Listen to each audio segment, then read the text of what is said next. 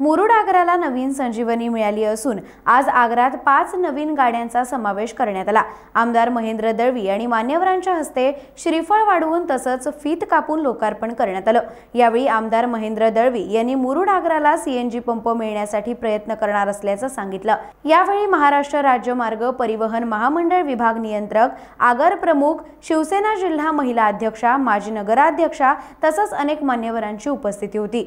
मागणी होती की मुरुड आग्राला नवीन बस सेवा उपलब्ध व्हावी आणि म्हणून महाराष्ट्र राज्याचे मुख्यमंत्री आदरणीय फडणवीस साहेब, आपले नेते आणि उपमुख्यमंत्री शिंदे साहेब आणि राष्ट्रवादीचे नेते आणि उपमुख्यमंत्री अजितदादा यांच्याकडे निवेदना माध्यमातून आपले परिवहन मंत्री प्रतापजी सरनाईक यांना निवेदन सादर केलं। ज्या पद्धतीने महाराष्ट्रामध्ये जे दुर्लक्षित डेपो आहेत त्यांना खऱ्या अर्थाने मूळ याच्यामध्ये येण्यासाठी नवीन बस सेवा निर्माण करावी, जेणेकरून आपले जे बस पॅसेंजर आहेत त्यांना खऱ्या अर्थाने सुरक्षितता मार्ग निर्माण व्हावा, यासाठी मागणीप्रमाणे आज या ठिकाणी 5 बस उपलब्ध आहेत। मध्यंतरी अलिबाग डेपोला 5 बस आपण दिल्या, तर ही सेवा आहे सर्वसामान्य जनतेला प्रवास करण्यासाठी, सुलभतेने प्रवास व्हावा यासाठी चांगल्या बस असाव्यात आणि मग महाराष्ट्राच्या धोरणाप्रमाणे आपले परिवहन मंत्री प्रतापजी सरनाईक यांच्या माध्यमातून आज 5 बस सेवा या ठिकाणी उपलब्ध झाल्यात।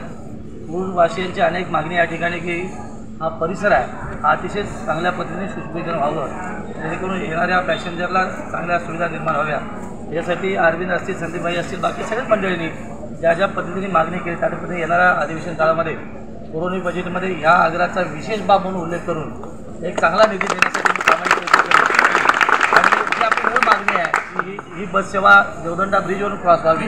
मध्यंतरी ब्रिजचं काम आपण त्या ठिकाणी 8.25 कोटी रुपये खर्च करून केलं आणि मग जड वाहतुकीस बंदीच केली, त्याच्या आता ती बंदी उठवली। तर आदेश देखील मी DCच्या माध्यमातून डीएमला देतो, त्या ठिकाणची देखील बस सेवा सुलभतेने चालू होईल। आता निर्णय निश्चित होईल, कारण बऱ्याच आग्रहांना आपण दिलेला आहे, विशेषतः रोहासाठी आपण दिलेला आहे। तर अशा पद्धती सेवा आज अतिशय सगळ्यांच्या उपस्थितीमध्ये आपण लोकार्पण करतो, याला जास्त आनंद निश्चित आहे। ही सेवा जनतेच्या उपयोगी येईल आणि जास्तीत जास्त पॅसेंजर याच्यातून ट्रॅव्हलिंग करतील, प्रवास करतील, एवढी सदिच्छा व्यक्त करतो।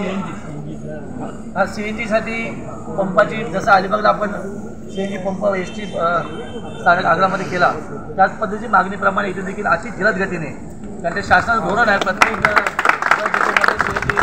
पंप असला पाहिजे, ती देखील सेवा होईल। जसं अलिबाग मुंबई जवळ आहे, त्यामुळे जे ग्रामीण शहर लगत आहेत त्या ठिकाणी जी याची आहेत कर्मचारी ते निश्चित या ठिकाणी भरले जाते। जसं आता शिक्षक भरतीविषयी आपण बोलतो की 10,000 शिक्षक आपण भरतोय ॲट टाईम, तसं याच्यासाठी पण ड्रायव्हर असतील, कंडक्टर असतील, त्यांची भरती प्रत्येक जणांना होती। टाइम्स डिजिटलला लाईक करा, शेअर करा, सबस्क्राईब करा आणि बेल आयकॉन दाबायला विसरू नका।